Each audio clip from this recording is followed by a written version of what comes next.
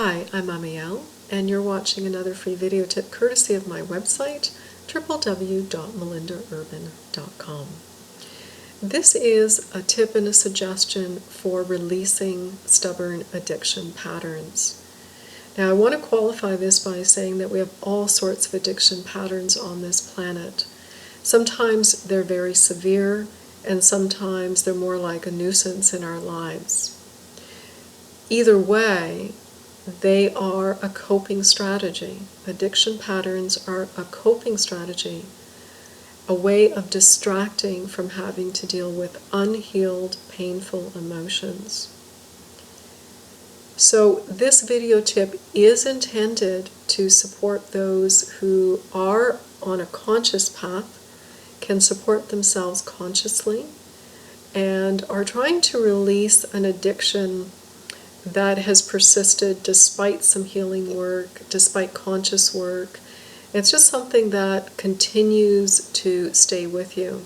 Now, it can also be, different patterns that come up. Sometimes, let's say we let go of one addiction, only to find that, maybe we're clearing more energies through our dimensional bodies, and another addictive pattern will come up, or a nuance of an addictive pattern.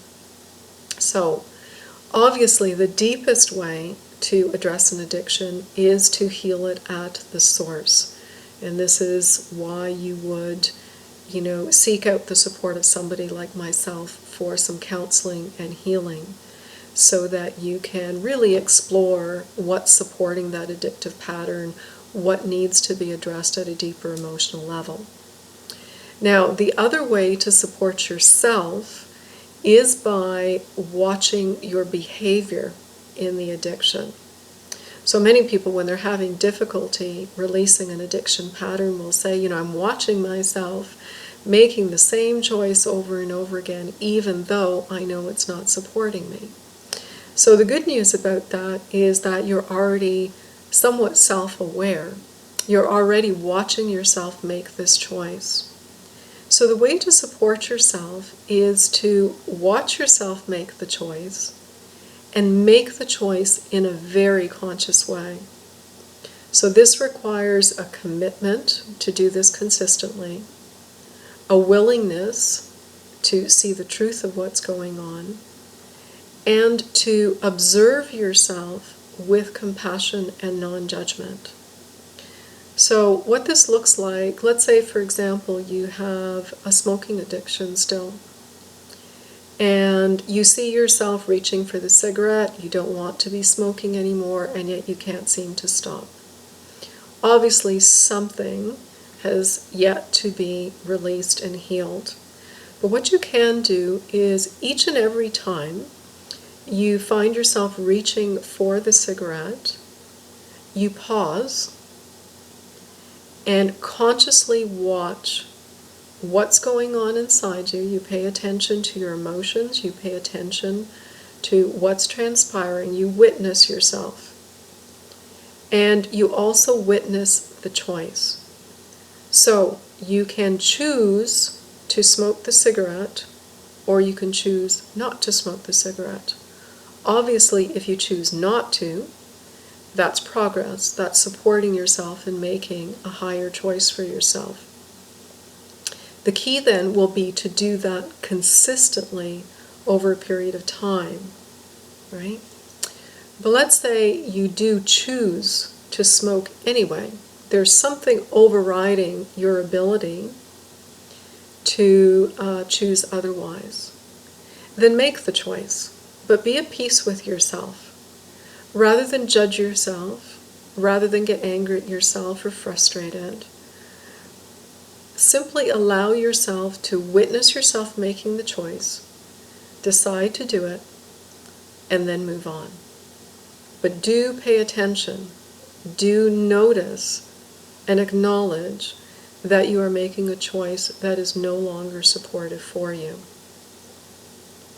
Then the next time you go to have a cigarette, you do the same. And you do this repeatedly. And what you will or may find is that you do this for a period of time. It actually does take a little while, but you watch yourself making this choice over and over and over again. And what you may find is that at some point you will just tire of watching yourself make this choice. And it will no longer have the power over you that it once did. And you are finally willing to say, enough is enough. I don't want to choose this anymore. But the key to arrive at that juncture is to have witnessed yourself very consciously in the choice that you're making. And of course, it also helps to pay attention to what's going on within yourself, what emotions are surfacing each time you have to make this choice. That's a clue as to what you may have to address more deeply with somebody like myself as a counselor or a healer that can help you really explore that in a deeper way. Now, the other suggestion that I have is that you can ask your guides and teachers to work with you in your sleep state to help you release this addiction. Those two tips together actually work very well. However, please do, before you ask for that sort of support in your sleep state, please do be sure that you are setting a sacred space for yourself and that you are protected in your sleep state. You may have your own way of doing this that you've cultivated over time and that you have a relationship with your guides or your God self. One way to ensure that you are protected is to use the 12D shield, nurture and cultivate the strength of that shield. But you can find that information on the 12D shielding technique on my website under free tools. And that's one way to set the sacred space and to shield yourself. And you can be sure to ask that you only want the support of 100% light, and only light beings that are of 100% light and aligned with unity consciousness or the law of one. And that will be a supportive energy in your sleep state.